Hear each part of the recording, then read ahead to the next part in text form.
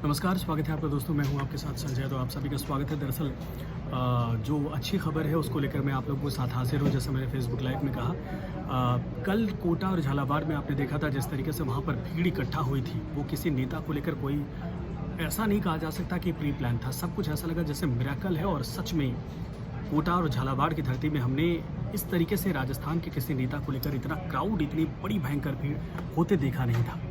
खबर इसी बीच में ये आई है कि सचिन पायलट को लेकर दरअसल आला कमान की तरफ से कहा गया है, आला कमान की तरफ से फ्री हैंड दे दिया गया। फ्री हैंड का मतलब ये है कि सचिन पायलट अब 2023 की तैयारी कांग्रेस के गाइडलाइन के इतर, यानी जो कांग्रेस का दूसरा खेमा है वो तो अपना प्लान तैयार करेगा, जिसके पास अभी पावर है पीसीसी को लेकर और सरकार।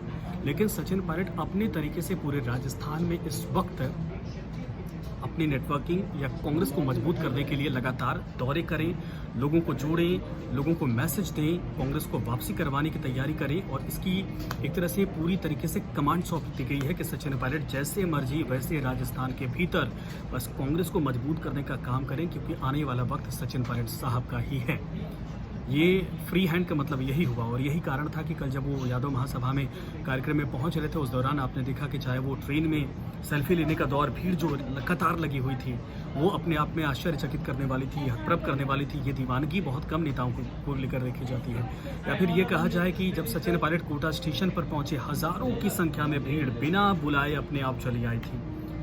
कोई कंधे पर उठाना चाह रहा है, कोई छूना चाह रहा है, कोई एक बार देखना चाह रहा है उनको। और वो जो काफिला बना, पायलट साहब को खुद वहां से अपने गाड़ी पर चढ़कर लोगों का अभिवादन स्वीकार करना पड़ा। फिर उसके बाद जब झालावाड़ पहुंचे, झालावाड़ वो जगह है जहां वसुंधरा राजे का गढ़ है, महारानी का गढ़ है, पूर्व सीएम का गढ़ है। और वसुंधरा राजे का अपना चाम अलग होता है। उस इलाके में इतनी बड़ी जनसभा, इतना बड़ा सैलाब, ये मुझे लगता नहीं है कि वाकई में कांग्रेस के किसी भी लीडर की तरफ से अगर प्लान नहीं किया गया है, नेताओं को नहीं बोला गया है, पूरा सिस्टम नहीं लगाया गया है, इसके अलावा इतनी बड़ी भीड़ इकट्ठा करना अब तक संभव हो पाया था। क्यों? क्योंकि ये दीवानगी किसी के लिए इतनी देखी ही नहीं गई थी। लेकिन पायलट साहब को आला कमान का फ्री हैंड मिलने के बाद मैसेज जो आया है और इनके चेहरे पर जो इस वक्त कॉन्फिडेंस देखा जा रहा है, इनको लेकर लोगों की दीवानगी बढ़ती जा रही है। युवा नेतृत्व को राजस्थान सौंपने को तैयार है।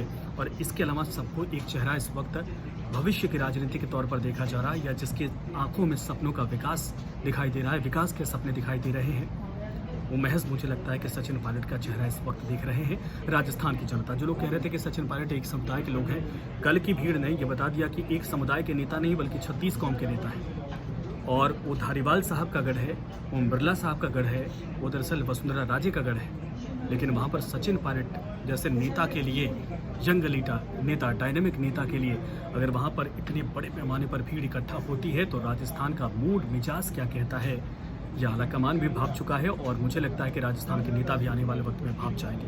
वो भीड़ बहुत सारे नेताओं की नींद को परेशान करने वाली थी। वो भीड़ बहुत सारे नेताओं के आने वाले जो कुर्सियों पर मजबूती से अपने आप को टिकाए बैठे हैं, उनके लिए परेशानी खड़ी करने वाली थी। वो भीड़ आने वाले वक्त में जो क्षेत्रवाद या फिर कहा जाए कि एक एक, दो दो, चार चार जिले में अपनी मजबूत पकड़ रखते हैं, उन सभी के लिए परेशान करने वाली थी।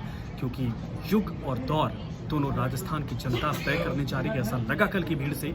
और एक दो, यानी अभी एक और दौरा होने वाला है दौसा का, और दरअसल दौसा के साथ साथ आपका अलवर का दौरा होने वाला है। यहाँ पर यादव महासभा की तरफ से भी कार्यक्रम होने वाले हैं। लेकिन आपको बता दें कि ये जो समुदाय सारे इकट्ठा होंगे, जो कल मैसेज दिया गया है, ये बहुत बड़ा एक परिवर्तन की तरफ इशारा करता है।